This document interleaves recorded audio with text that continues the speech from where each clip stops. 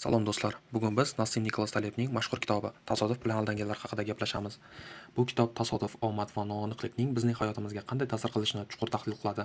Taleb bizga hayotdagi ko'plab hodisalar, muvaffaqiyat, boylik, talant, bog'liq deb o'ylagan narsalar aslida oddiy tasodif bo'lishi mumkinligini ko'rsatadi.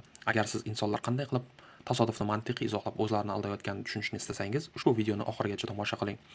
Kitobning asosiy g'oyasi, Talebning asosiy fikri shuki, biz muvaffaqiyat va muvaffaqiyatsizlik sabablarini tushuntirishda tasodif omilini kam baholaymiz. Biz sabab-oqibatni aniq bog'lashga urinamiz, lekin aslida ko'p narsalar shunchaki omad yoki baxtsiz hodisalar natijasidir.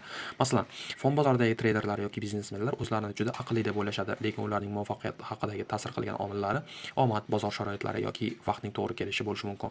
Talebning eng katta tanqidlaridan biri bu tirik qolganlar xatosi, survivorship bias. Ya'ni biz faqat muvaffaqiyat qozongan odamlarni ko'ramiz va ularning hikoyalarini o'rganamiz, lekin omadsiz bo'lganlar haqida eshitmaymiz. Tirik qolganlar xatosi, survivorship bias.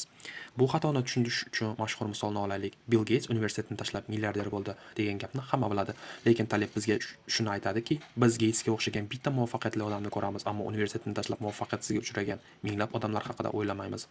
Hatto shu narsa biznes, investitsiya va hatto sportda ham sodir bo'ladi. Biz faqat yutganlarni eslaymiz, yutqizganlar esa unutilib ketadi. Tasodif va xatoliklar. Taleb shuningdek insoniyatning eng katta kamchiliklaridan biri orqaga qarab izohlash xatosi, hindsight bias ekanligini ta'kidlaydi. Bu degani biz o'tgan voqealarni mantiqan tushuntirib, aslida ularning oldindan bashorat qilib bo'lmasligini unutamiz. Masalan, fond bozoridagi treyder 10 yil mobaynida doim foyda ko'rsa, biz uni aqlli deb o'ylaymiz, lekin bu natijani tasodif yaratgan bo'lishi mumkin. Shunday treyderlarning aksariyati keyingi 10 yil ichida bankrot bo'lishi ehtimoldan xoli emas. Tasodif va hayotimiz. Bu bilan bizga nima beradi? Taleb bizga ikkita muhim maslahat beradi. Tasodifni tan oling. Hayotda barcha natijalarni faqat o'z kuchimiz bilan yaratamiz deb o'ylash noto'g'ri. Omad va omadsizlikni tushunish bizni kamtarroq va realistik qiladi. Risk va ehtimollikni o'rganish. O'z hayotingizdagi qarorlarni qabul qilayotganda ehtimollikni hisobga olish kerak. Har qanday muvaffaqiyat yoki muvaffaqiyatsizlikka faqat insoniy omillar bilan baho berish noto'g'ri. Xulosa o'rnida shuni aytishimiz mumkinki, tasodif bilan aldanganlar bizga shuni o'rgatadi. Dunyo tartibli va aniq sabablarga asoslangan emas. Ko'p narsalar tasodifiy, lekin biz ongimiz bilan ularning mantiqiy tushuntirishga harakat qilamiz. Bu esa bizni aldashga olib keladi.